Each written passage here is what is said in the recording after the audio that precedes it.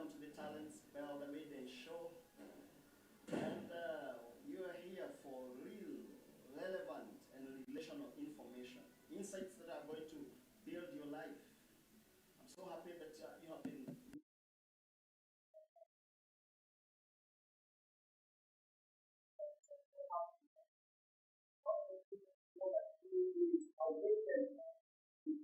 Awaken the potential in humanity. So every Thursday, I think from 1900 hours East African time, we shall be here to have great insights. And today we'll discuss youth mentorship. We're discussing youth mentorship because one of the things that we need to be careful of is that we don't need to go back to where the American nation was in 1929 during the Great Depression, where the young people lost their dreams, the young people lost their potential. And we have one of the greatest men who's been doing youth mentorship for quite some years. I think around over 20 years, speaking to young people. Until one of these Fridays he was asked, have you not graduated from being a youth speaker to speaking to others? Of course, because of the challenges that we're going to learn today. One of the things that we are going to look into is whether youth mentorship helps, whether youth mentorship is an important thing during our times. And so I want to give my guest tonight an opportunity to tell us who he is. I'll be questioning something about his name. Welcome. Good evening, East Africa and the world, and we're so grateful this evening to have this opportunity to talk about youth mentorship. My name is Teacher Teresa, and I'm male, and I'm grateful that you're here.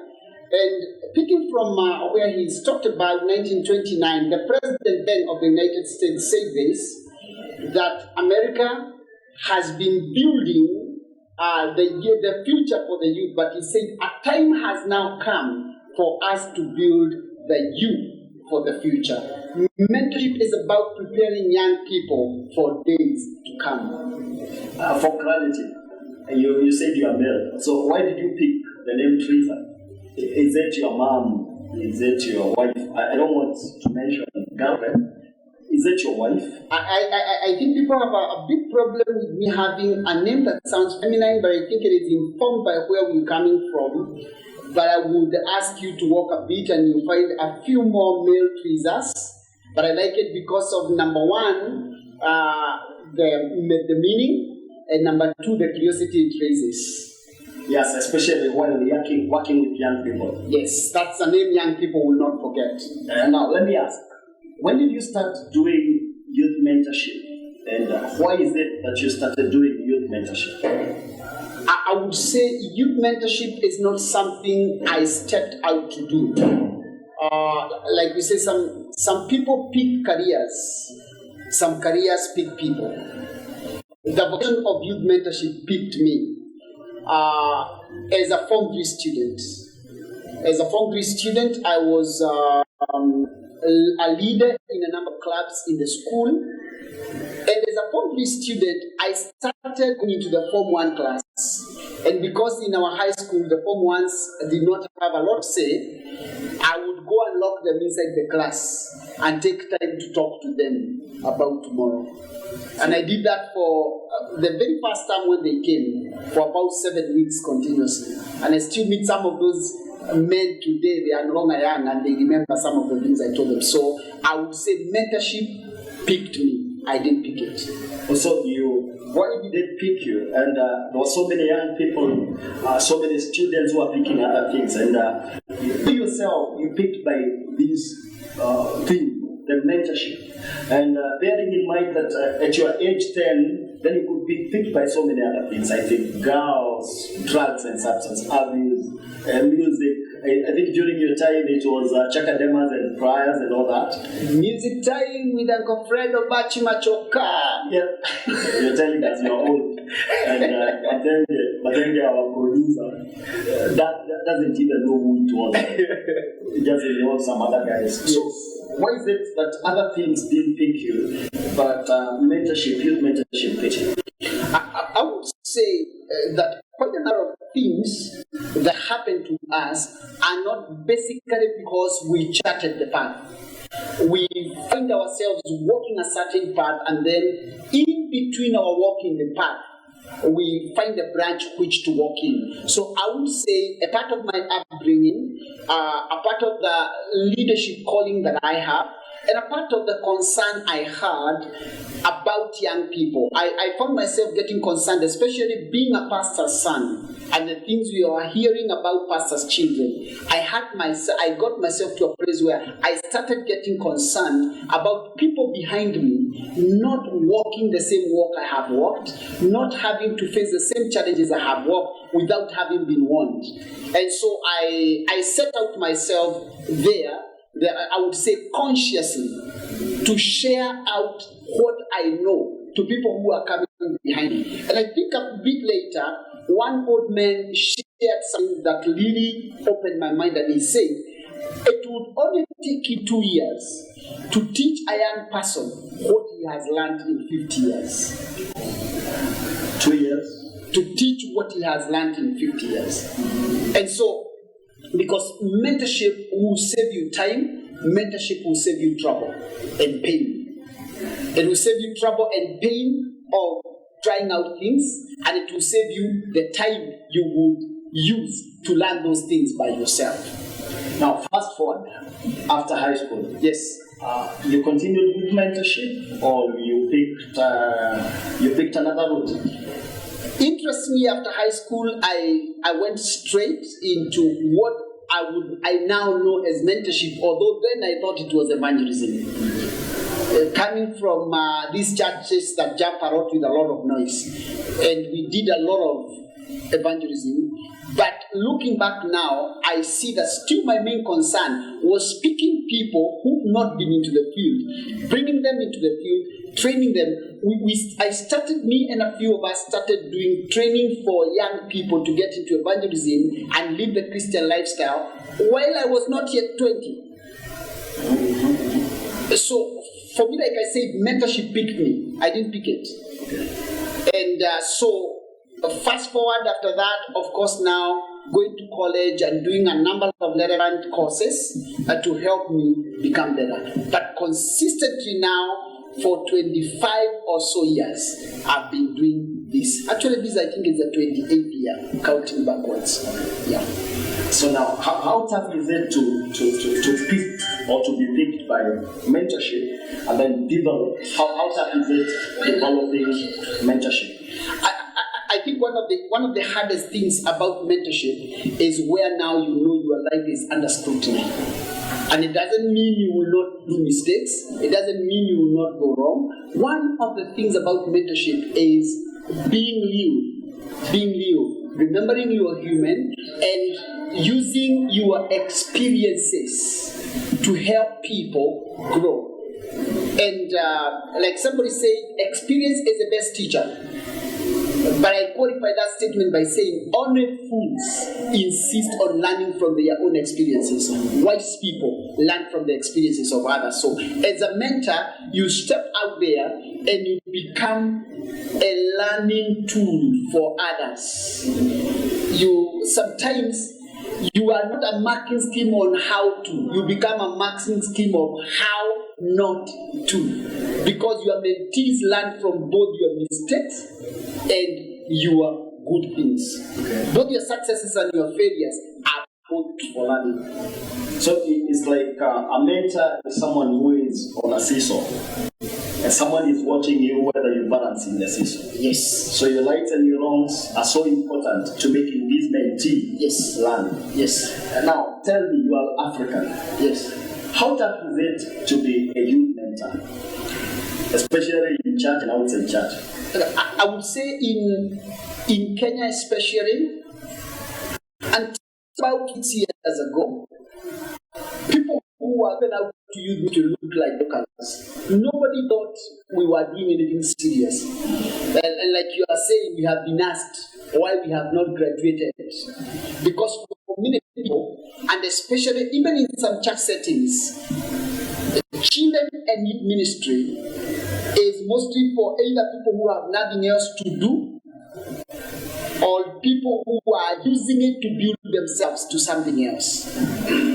And unfortunately, even in some of our education system for quite some time, you will find that the lower classes, the people who take up teaching, are people who really might not be competent, but they have a passion. So there is a lot of looking down on this, especially in the past, but now it's picking a bit. People are starting to recognize the importance of mentorship. But I would want to say that it is just that people did not check history. Before the advent of colleges and training institutions and schools, skills and professions used to be taught under a system called apprenticeship. So a dentist would be young people. They would learn under him. No school, apprenticeship. Yeah. Apprenticeship is what currently now will be called, in law it's called privilege. In most other professions it's called internship. That even after you go through college, you still have to sit under another skilled person to learn the trade. That is how life started. And there was no expectation, whether the African tradition or any culture, there was no expectation that children would learn without a teacher. It was always expected there would be someone to model, someone to look up to, someone who would show them the way. And even for those of you who are Christians, when Jesus was talking about being Christians, he talks about discipleship. A disciple is a disciplined follower. That is why when Jesus calls them, he tells them, follow me, and I will make you. A mentor has people following him for him to help them become. You should also say following her. Yes. Following them. Following them. Yeah, following them was better. Are you a mentor? Are you a mentee? You're looking for someone who can mentor you. We are making this youth mentorship so that we may understand what could be the difference in all of us who are mentored. What difference does it make? Does it have any difference in someone who is mentored versus someone who is not mentored? We are having the guru himself. I met him more than 17 years ago, doing the same. Is it, when you become a mentor, is it a requirement that you don't grow fat, like Madenge?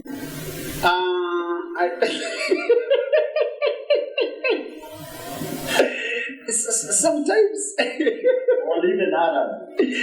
that is something I've been asked interestingly, but I don't think it has anything to do with being mentors. I also know a few mentors who are really big.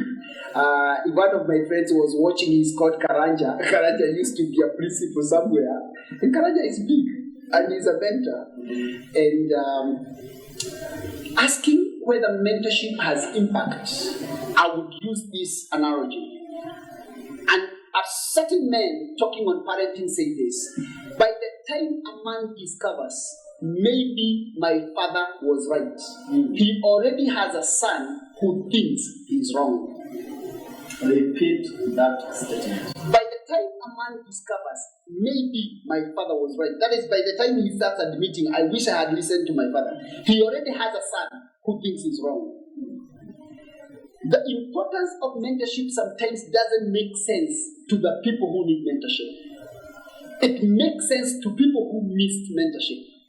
That is why when you go and speak in schools or in churches, people who are big elderly will tell you, I wish I had someone to tell me these things while I was young. Yes. I was speaking in a school not many days ago, and I will not mention the name. And the teacher who was facilitating, the host teacher, called me and told me, I wish I had these things while I was young. But he told me, but even now, I wish these young people can get these things. And I wish even other teachers can be taught these same things you are teaching us. Because when you miss out on mentorship, so things can go wrong. Yeah. Like I said, it saves you time, it saves you pain and trouble. So when you miss out on mentorship, you miss out on a lot. When you get mentorship is a blessing. Wow. This is great. And you have a mentor. Have you ever said a mentor? Am I able to be too Self-made. Self-made. Are you self-making yourself? And are you sure you're going to identify the holes and the blockages along the way? So this is the importance of mentorship. We are going for a short break, but I want to say this. Thank you, Avenue Suits, for giving us an opportunity to have our show from your place. You know, online. Uzia watu vitu kabisa online. And WP Safari tubebe kabisa. Mash, hata kama machozi ni kulemea. Asante sana kwa sababu ya your support. Thank you very much. And so we go for a short break. We come back and hear some nuggets, hear some insights about mentorship. This is your show, Talent Bell, by your only guy, the greatest life coach in the world, Mr. Talent. See you after the break.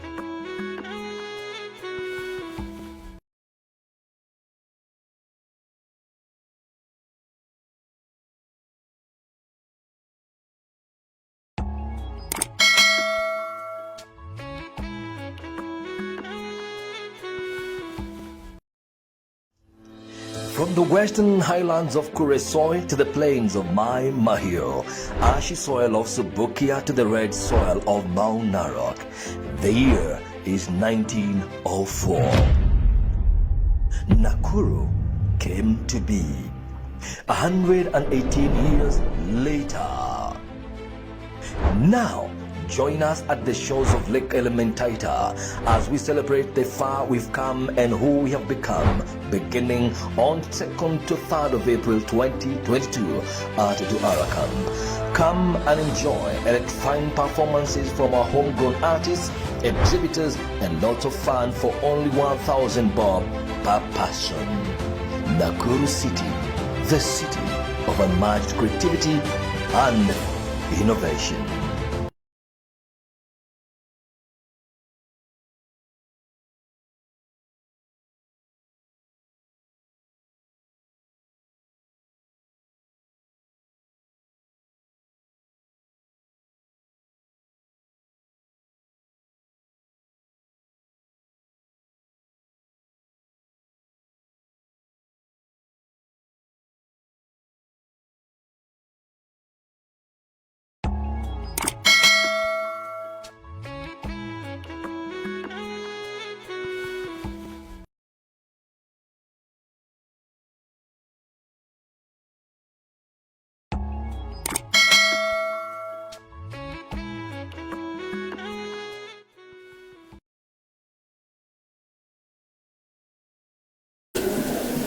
Welcome back.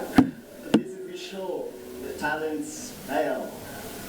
Yeah, this is where we bring issues, we speak insights. We are real, we are relational, we are relevant. We pick what is happening. we want to build a generation. Remember, life moves in a straight line. Life has a past, life has a present, and life has a future. So what are these things that people are mentored in? Teacher Teresa. I used Mr., but let me use Teacher Teresa. In some other forums, one is called her student Teresa. So Teacher Teresa, tell us, what are some of these things that I should look for mentorship? Maybe. When we are talking about mentorship, it should basically be understood that you're getting someone who has gone before you. And so someone who has gone before you has some experience that you do not have. So as of the things that people look for in mentorship, they are as diverse as people are. And one of the biggest lies I've had is you only need one mentor. That's a big lie. You need as many mentors as the fields you are interested in. Because not many, if you're like a psychologist and you are a pastor and you are a footballer, you will not meet many pastors who can mentor you on psychology and mentor you on football. And you will not meet many football who can mentor you on psychology and pastoral. So depending with what the diversity of your fields, the diversity of your interests, because even in life, and that is why the higher calling of mentorship is leadership. And so, as an individual, you figure out what areas do you need someone to hold your hand. And although your main mentor, because you have your prime mentor should be able to give you pointers to many areas. But in some of other areas, you will need a mentor in a given area. And that is why even in our mentorship, as we talk, because you work with young people, once they start transiting, he's transiting to work, he's transiting to a profession, we always encourage that yourself a professional who can mentor you in a professional area. So that lie, that myth has to be debunked. We got to allow young people to get other people who can help them. And so sometimes instead of using the word mentor, we might use the word role model. We might use the word coach. Any of those words, but basically someone who has some experience that you need. Oh. Now, let me ask, because being real, yes, if I'm an alcoholic, do I need a mentor? If you want to continue drinking and become an expert, you need someone who drinks more than you. But I'm hoping that is philosophy. But I'm hoping that you're not telling us that for me to even do bad things, I need someone to coach me. Unfortunately, even bad things are taught. Even thieves have mentors. Even drug dealers have mentors. Even murderers have mentors. Huh? They have mentors. Yes. So a mentor is coaching someone to kill, coaching someone to steal, coaching someone to be destructive. There are people who are doing that. There is not a single vocation that has no mentorship. And just like we say about school, there is formal and informal. It is also the same about mentorship. There is formal and informal. You either mentored by design or by default. So even if you are not following someone, you're still following someone. Mentorship is like worship. Even when you say you worship nothing, you still worship something. It might be a stone. Even yourself. Let me ask. What is it? How do I get to know my mentor? How do I get to identify this guy who is a good mentor? Let me use a positive mentor. I would say that depending with where you are, a mentor should be someone you can interact with, physically if possible. And so, where you are, just a mentor, just like I said, can be a role model, is you check out who is it that looks a bit more vast in what I'm interested in that can help me. Who can I ask a question? Who can give me an ear?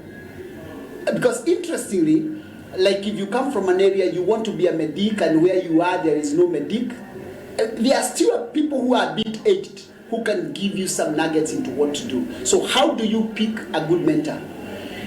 You pick a good mentor by availing yourself for counsel.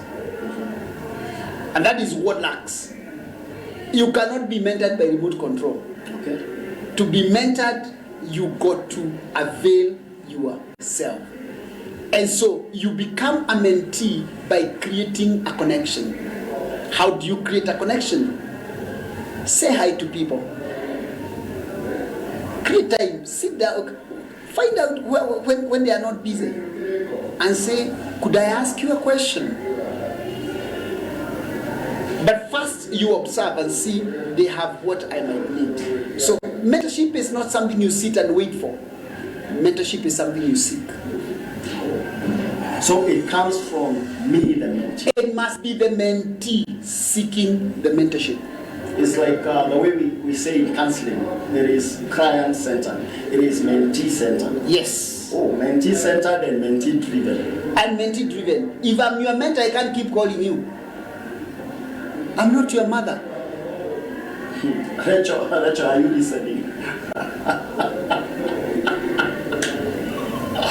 I'm not your mother. Or father. No, I don't want to talk about fathers. Fathers also had to reach you out. Okay. The story of the prodigal son, did the father ever leave the house? No. It is the boy who went and came back. It is mothers who go looking for people. I'm not your mother, I'm your mentor. You seek out opportunities. It is you to fit in my calendar and program, not me to fit in yours. If you are too busy for mentorship, pambana na hali yako. Wow. So it's like mentorship pushes you to become. Yes. It straightens you, it kicks you. And a good mentor has no chills. They will tell you the truth even when you don't want to hear it. Because a good mentor does not tell you what you want to hear. He tells you what you need to hear. Wow. Great things here. Are you picking something? Are you looking for a mentor? Are you willing to be mentored? This is why we are speaking this evening. And we've seen the importance of mentorship. We've seen how to pick a mentor. But most important is that Teacher Teresa is telling us that a good mentor should be available. A good mentor should be an active listener. Yes. And a good mentor should be accurate. That when you come to them, you're going to pick what you want. But I have had a confusion, Teacher Teresa, of people who get mentorship in the religious world. Let me not use Christian world, the religious world. That the people they are following, they want them to be like them. Like kama kavaa suti, kama ni kiatu, kama iko na chuma pale mbele wavae chuma. Is that mentorship or is that photocopying? Thank you for using a nice name. Photocopying. That's not mentorship. In mentorship, you do not make people to be like you. In mentorship, you push people to be who they really are, themselves. So if you find yourself as a mentor, you want to clone yourself in your people, that will not be mentorship. If you find yourself as a mentee, you're becoming a clone of someone, that's not mentorship. What mentorship should do, mentorship should bring out the best of you. If it aligns, like you're saying in the spiritual world, if our gifts align, and I'm in, say, pastoral and you are in pastoral, But still, your uniqueness should not be lost in the mentorship. Your uniqueness should actually be grown. It should shout more if you have had mentorship. So when a scientist says, the reason I can see far is because I stood on the shoulders of giants, it is because that's what mentorship is supposed to do. Mentorship is supposed to produce better than the mentor. The mentees should be better than the mentors. Every mentor outside there, if what you are mentoring is not becoming better than you, if he's not pioneering, he or she is not pioneering new things, then you are cloning. You're photocopying yourself. You're not multiplying yourself. And the essence of mentorship, like Teacher Teresa is telling us, is to multiply. It is to develop greater vessels that can be used in generation. It is like transmitting transformation by letting their uniqueness be, letting them be, not duplicating. And so any mentor outside there, any mentee outside there, what you should be seeking for, should be seeking for a person who can push you to become, who can drill you to become. We'll go for another short break. Then we come for the third phase of this great show, the Talents Bell, with your greatest life coach in the world, Mr. Talent. And when we come back, we shall be looking at the building blocks into mentorship and some of the practical things that we need to do as a people to help take this generation to greater heights, to help this generation to go transgenerational. And then Teacher Teresa will be telling us, now that the Kenyan nation is in for holidays, what are some of the things that we expect? What are some of the things that are happening outside here to mentor young people, to make young people develop? And also, one of the key questions that I'll also be asking is, how old should I be to stop looking for mentorship? So let's go for a short break. We'll be back shortly.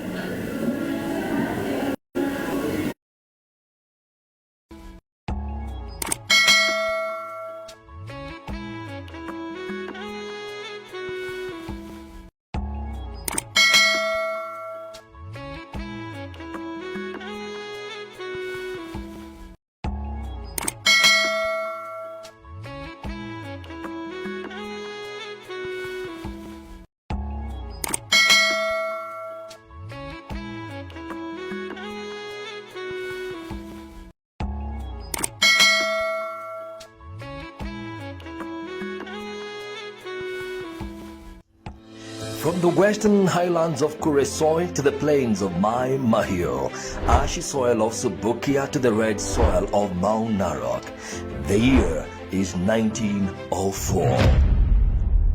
Nakuru came to be. 118 years later. Now, join us at the shores of Lake Elemental.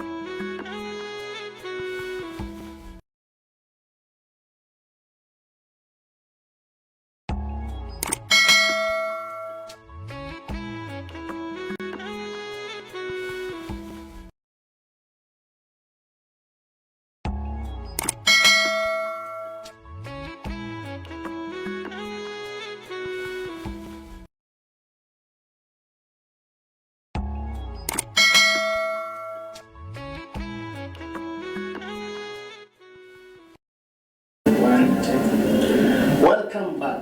Today is a great day. The real, relevant, and relational information and insights to build great generations. We are not only looking at our generation, we're looking at maybe 5 generations or so. We're looking to giving information that will have an impact transgenerational. We want to transmit transformation. And today we discuss youth mentorship, something that has really gone down. People are either photocopying, imitating, and people are not being molded and built into great people. And I'm here with someone who has done it. This is a guy who is not even copying what mentorship is. He has been into mentorship. He's been to so many schools. I don't know how many. He's been to so many churches, so many places speaking to young people. So, Teacher Teresa, welcome back. Thank you. So, what are some of the building blocks to the ladies spoken to, the students? First and foremost, the very foundational thing is people in authority to discover, appreciate the need. Everything else grows from there. Because until the elders know the need, you can never teach the young people of the need. So that's number one. So number 2 would be an unveiling of the mentors to the young people. Because like in school level, those children might not be able to know who to look for. But the principals can be able to look out for positive mentors, people who can come and impact. The same in the churches. The young people might not know who are speakers, who have content. They might go for people who are of their age, who might not have the content. But the people in charge, the caregivers, the pastors, the parents, should be able to step out and get people who can impact their children positively. Wow. Do you have a universal model for mentorship? Like, do you have a model? Do you have a blueprint? There are things you can't have a blueprint for. You can have guidelines, you can have principles, you can have values to subscribe to, but you can't have a blueprint. Because every mentorship relationship is as unique as the mentor and the mentee. Swimming, okay, swimming. But these 2 months have given a very good opportunity to leadership, either in churches or in communities who have something for young people. So we have multiple forums happening. This weekend, I'll be in Nyeri. Mr. Talent will be across the country elsewhere in different forums talking to young people. On Saturday, we are doing PCA Wamagana. PCA Wamagana and Dedan Kimathi, the PM. No, Wamagana or Morogoro. It's PCA Morogoro. PCA Morogoro. Then we are doing Dedan Kimathi, and then we'll be doing one of the schools we really work on, Narumoro Boys, on Sunday, and other places. And then over the weekend, over the Easter holiday, on Easter Monday, our team has organized a boys' and relevant. And I'm happy that this talk show was made to come live by a guy whom you will not find any other place. Mash, Joan, Aaron, and Kanuki, in absentia. And also we had Shiro online, we had WG Safaris, and of course Avenue Suits. They gave us some very sweet coffee until Teacher Teresa karibu hamia hapa. But I told him, remember you have a house. Madenge drank 3 cups. I think this guy is becoming an addict. But it's because of how sweet the coffee is. And this is a place, it is in the heart of the town. It's one of the best places. So until next week, see you then. Tell a friend, tell a neighbor, tell a family member. This is your show. We're going to deal with things transgenerational. May God bless you. Have a good night from East Africa. See you next week. Asante.